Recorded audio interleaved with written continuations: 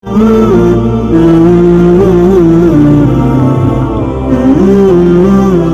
بالله من الشيطان الرجيم. بسم الله الرحمن الرحيم. حاميم والكتاب المبين إنا أنزلناه في ليلة مباركة إنا كنا منذرين.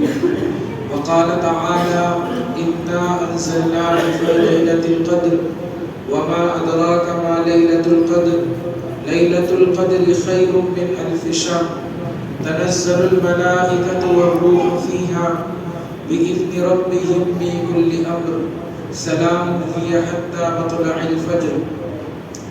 قال النبي صلى الله عليه وسلم من قام ليلة القدر إيمانا واحتسابا غفر له ما تقدم من ذنبه أو كما قال عليه الصلاة والسلام.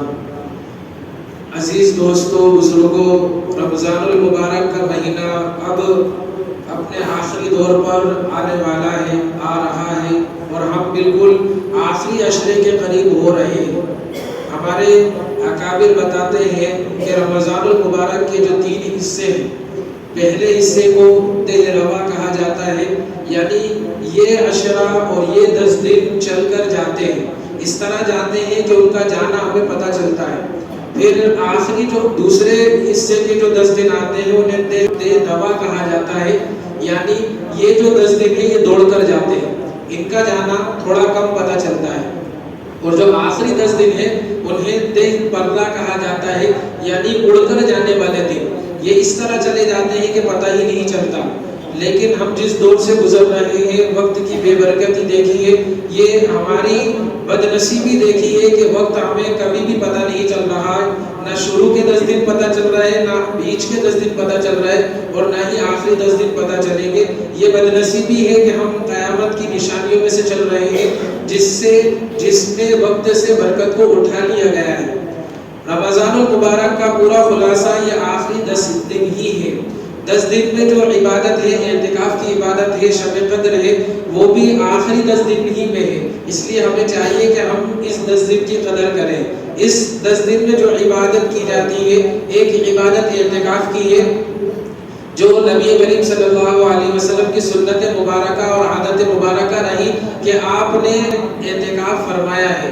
اور جب سب سے پہلا آپ کا اعتکاف ہوا ہے، اللہ تعالیٰ کی روایت ہے کہ فرماتے ہیں نبی کریم صلی اللہ علیہ وسلم نے پہلے 10 دنوں کا اعتکاف کیا، ہم نے بھی آپ کے ساتھ اعتکاف کیا، اور جب 10 دن پورے ہونے والے حضرت جبرائیل نے آ کر آپ کو بتلایا کہ آپ جس چیز کی تلاش میں ہیں وہ آگے ہے، یعنی اس عشرے میں نہیں ہے، اس سے آگے والے میں ہے۔ تو نبی کریم صلی اللہ علیہ وسلم نے آگے والے 10 دن کا بھی اعتکاف کیا۔ پھر جب یہ اعتکاف پورا ہو گیا، پورا ہونے کے قریب ہو گیا، تو پھر حضرت جبرائیل نے آ کر بتایا کہ آپ جس چیز کی تلاش کر رہے ہیں وہ آگے ہے۔ پھر نبی کریم صلی اللہ علیہ وسلم نے 20ویں روزے پر صحابہ اکرام کے درمیان خطبہ دیا، اور خطبے میں آپ نے ارشاد فرمایا کہ جنہوں نے میرے ساتھ اعتکاف کیا انہیں چاہیے کہ وہ آخری عشرے کا بھی اعتکاف کرے۔ اور نبی کریم صلی اللہ علیہ وسلم نے فرمایا کہ شب قدر رمضان المبارک کے آخری 10 دنوں میں ہے۔ تو جو اعتکاف کا مقصد ہے وہ دراصل شب قدر کی تلاش ہی ہے۔ نبی کریم صلی اللہ علیہ وسلم نے ہر رمضان المبارک میں ہر آخری عشرے کا آخر تک اعتکاف کیا ہے۔ ہمیں بھی چاہیے کہ اگر اللہ تعالیٰ توفیق دے تو ہم اعتکاف کریں۔ اعتکاف کی 3 قسمیں بتائی جاتی ہیں۔ ایک اعتکاف تو وہ ہے جو انسان اپنے اوپر واجب اور ضروری کر لے، لازم کر لے کہ میرا اگر فلاں کام ہو گیا تو میں اعتکاف کروں گا، اس طرح کی نیت سے اعتکاف اس پر واجب اور ضروری ہو جاتا ہے۔ دوسرا جو اعتکاف ہے مسنون اعتکاف جسے کہا جاتا ہے، جو رمضان المبارک کے آخری عشرے میں کیا جاتا ہے، جس کا طریقہ یہ ہے کہ 20ویں روزے کے غروب آفتاب سے پہلے اعتکاف کرنے والا مسجد کے اندر آ جائے، اور وہ چاند دکھنے تک مسجد ہی کے اندر رہے گا، چاہے چاند 29واں دکھے چاہے 30واں دکھے، اسے 10 دن تک مسجد ہی میں اعتکاف کرنا ہے۔ یہ اعتکاف مسنون علی الکفایہ کہلاتا ہے، یعنی پوری برادری اور پوری بستی میں سے اگر کوئی 1-2 بھی اگر اس اعتکاف کو کر لیں گے تو پوری بستی گناہ سے بچ جائے گی۔ اور اگر کسی نے بھی اعتکاف نہیں کیا اور اس مسجد میں کوئی بھی اعتکاف کرنے والا نہیں بیٹھا تو پوری بستی گنہگار ہوگی. یہ مسنون علی الکفایہ اعتکاف ہے. اور ایک آخری قسم مستحب اعتکاف کی، جیسا کہ حضرت شیخ نے بھی فضائل اعمال کے اندر لکھا ہے، اپنے والد کا عمل نقل کیا ہے کہ میرے والد صاحب جب بھی مسجد میں آتے تو وہ اعتکاف کی نیت کر لیتے. یہ مستحب اعتکاف ہے، ہمیں بھی اس کی نیت کرنا چاہیے. جس نے نہیں کی ہو وہ اب بھی اعتکاف کی نیت کر سکتا ہے. اعتکاف کی نیت اس طرح کر سکتے ہیں کہ بسم اللہ دخلت وعلیہ توکلت ونویت سنت الاعتکاف. اب جب ہم نے یہ نیت کر لی تو اب ہم جب تک مسجد میں رہیں گے ہمارے نامہ اعمال میں نیکیاں لکھی جاتی رہیں گی. یہ اعتکاف کا بڑا فائدہ ہے. اہتمام کریں، جب بھی مسجد میں آئیں نفل اعتکاف کی نیت کر لیں. اب وہ 5 منٹ رکنا ہو، 10 منٹ رکنا ہو، جتنی دیر بھی ہم مسجد میں رہیں گے ہمارا یہ عمل یہ نیکی میں لکھا جائے گا. اس پر ہمیں عمل کرنے کی ضرورت ہے. یہ ہمارے لیے سب سے آسان ہے. اعتکاف کا سب سے بڑا فائدہ معتکف کو، اعتکاف کرنے والے کو یہ ہوتا ہے جو آخری عشرے میں اعتکاف کرتا ہے اسے شب قدر مل جاتی ہے. شب قدر کی تلاش ہی میں اعتکاف کیا جاتا ہے اور یہ شب قدر اس کو مل جاتی ہے. دوسرا فائدہ یہ ہوتا ہے کہ وہ گناہوں سے اپنے آپ کو بہترین طریقے سے بچا لیتا ہے. جب ہم باہر اپنے گھروں کے اندر اپنی زندگی گزارتے ہیں تو بہت سارے گناہ ایسے ہیں جن سے ہم نہیں بچ پاتے. بد نظری کا گناہ ہے، اسی طرح بد کلامی کا گناہ ہے.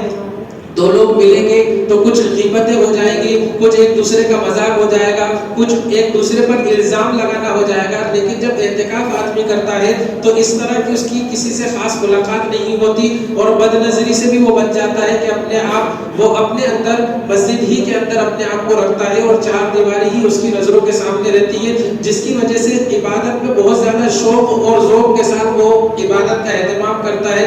قرآن مجید کی تلاوت کی کثرت بھی ہو جاتی ہے.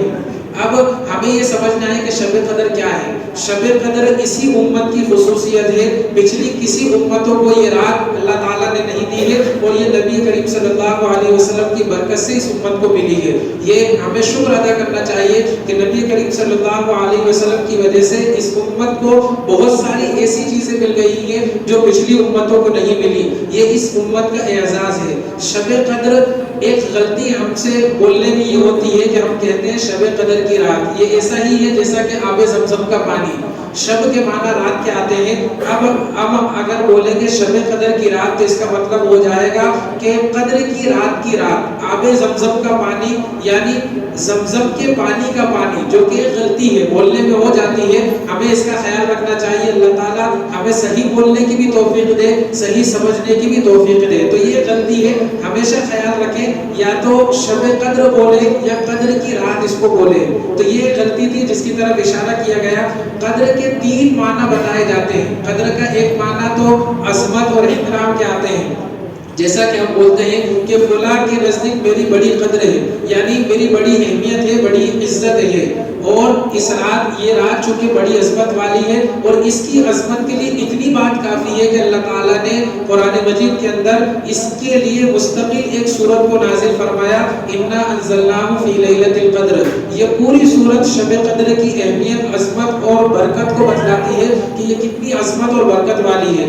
آگے اسی آیت میں اللہ تعالیٰ نے ایک سوال کیا، وما ادراک ما لیلۃ القدر، کہ تمہیں معلوم ہے لیلۃ القدر کیا ہے. یہ ایک سوال ہے جو ترغیب اور رغبت دلانے کے لیے ہے. جیسا کہ ہم اگر کہیں کہ تمہیں معلوم ہے مکہ معظمہ کیا ہے، تمہیں معلوم ہے کہ مدینہ کے اندر کون حرام کر رہا ہے، تمہیں معلوم ہے کہ اگر میں تمہیں رزق کا وظیفہ بتلا دوں تو رزق کا وظیفہ کیا ہے. جب اس طرح کی بات کی جاتی ہے تو انسان شوق میں آ جاتا ہے کہ نہیں، بات بہت زیادہ اہمیت والی ہے، عظمت والی ہے، دھیان سے سننے والی ہے. تو اللہ تعالیٰ بھی اسی طرح رغبت دلا رہے ہیں. وما ادراک ما لیلۃ القدر، لیلۃ القدر خیر من الف شہر. یہ رات ایسی ہے جو 1000 مہینوں سے بہتر ہے. اگر 1000 مہینے دیکھے جائیں تو وہ 84 سال 4 مہینے بنتے ہیں. قدر کے ایک معنی یہ تنگی کے بھی آتے ہیں. اور جو آیت کریمہ تلاوت کی گئی تنزل الملائکۃ والروح فیہا بإذن ربہم من کل امر، اس میں اللہ تعالیٰ بتا رہے ہیں کہ اس رات فرشتے حضرت جبرائیل کی کمان کے اندر اتنی کثرت سے اس دنیا کے اندر آتے ہیں کہ ان کی کثرت کی وجہ سے زمین پوری تنگ ہو جاتی ہے. اسی وجہ سے اسے شب قدر کہا جاتا ہے. اسی طرح ایک وجہ اور یہ بتائی جاتی ہے کہ قدر کے معنی آتے ہیں تقدیر کے، چونکہ اس رات اللہ تعالیٰ فیصلے کرتے ہیں کہ اس سال کون کون اس دنیا میں رہے گا، کتنا کتنا رزق کس کو دیا جائے گا، اور ہر امر خیر کے فیصلے اللہ تعالیٰ کی طرف سے ہو کر فرشتوں کے حوالے کر دیے جاتے ہیں. گویا کہ تقدیر پر اس رات میں کام ہوتا ہے، اس وجہ سے اسے شب قدر کہا جاتا ہے. تو یہ رات اللہ تعالیٰ نے اس امت کو کیوں دی، اس کی وجہ بھی احادیث کے اندر ملتی ہے کہ نبی کریم صلی اللہ علیہ وسلم نے دیکھا کہ پچھلی امتوں کی عمریں بہت زیادہ ہوئی ہیں. حضرت نوح علیہ السلام کی عمر، حضرت ابراہیم علیہ السلام کی عمر، اسی طرح امتوں کی عمریں بھی بہت زیادہ ہوئی ہیں، جس کی وجہ سے انہیں عبادت کرنے کا وقت بہت زیادہ ملا ہے. تو نبی کریم صلی اللہ علیہ وسلم کو احساس ہوا کہ میری امت کی جو عمر ہے وہ بہت مختصر ہے، بہت کم ہے، یہ چاہ کر بھی اس مقام اور اس مرتبے کو نہیں پہنچ سکتے جو انہوں نے اتنا لمبا وقت ملنے کی وجہ سے عبادتیں کر کے اپنے مقام کو اتنا بلند کیا. تو جب یہ احساس نبی کریم صلی اللہ علیہ وسلم کو ہوا تو اس کے مداوے کے طور پر اور اس کی تلافی کے طور پر اللہ تعالیٰ نے شب قدر دے دی کہ یہ ایک ہی رات ایسی ہے کہ اگر آپ کی امت اس کی قدر کر لے گی تو یہ 1000 مہینوں سے بہتر ہوگی. 1000 مہینے یعنی 84 سال 4 مہینوں سے بھی زیادہ یہ بہتر ہوگی. اسی طرح ایک وجہ یہ بھی بتائی جاتی ہے کہ نبی کریم صلی اللہ علیہ وسلم نے پچھلی امتوں کا ذکر صحابہ اکرام کے سامنے کیا اور اس میں ایک عابد کا ایسا ذکر کیا جس نے 1000 سال تک اللہ تعالیٰ کے راستے میں جہاد کیا، 1000 سال تک عبادت کی. تو صحابہ اکرام کو رشک ہوا کہ ان کو تو اتنی عمریں ملی کہ انہوں نے اپنی دنیا اور آخرت دونوں کو بنا لیا، ہمارے پاس تو اتنی عمر نہیں ہے، تو ہم کیسے ان کے مقام اور مرتبے کو پہنچ سکتے ہیں. تو اللہ تعالیٰ نے شب قدر دے دی کہ اگر اس کی قدر کر لیں گے تو تم ان سے بڑا مقام تمہیں حاصل ہو سکتا ہے. اسی طرح ایک وجہ یہ بھی بتائی جاتی ہے کہ بنی اسرائیل کے 4 انبیاء، حضرت ایوب علیہ السلام، حضرت حزقیل علیہ السلام، حضرت زکریا علیہ السلام اور اسی طرح حضرت یوشع بن نون علیہ السلام، یہ 4 انبیاء کا ذکر ملتا ہے کہ جنہوں نے 80 سال تک اللہ تعالیٰ کی اس طرح عبادت کی کہ ذرہ برابر بھی عبادت سے غافل نہیں ہوئے.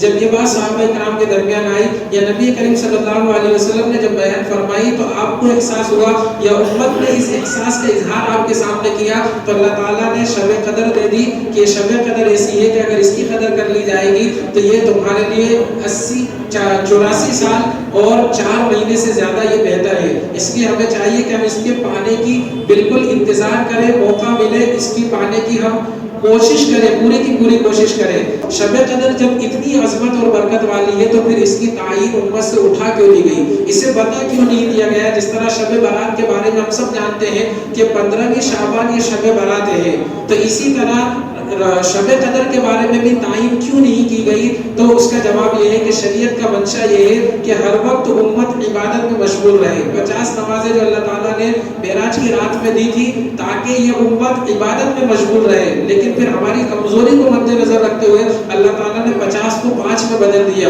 تو شریعت کا منشا ہی یہ ہے کہ یہ امت عبادت میں زیادہ سے زیادہ وقت کو گزارے.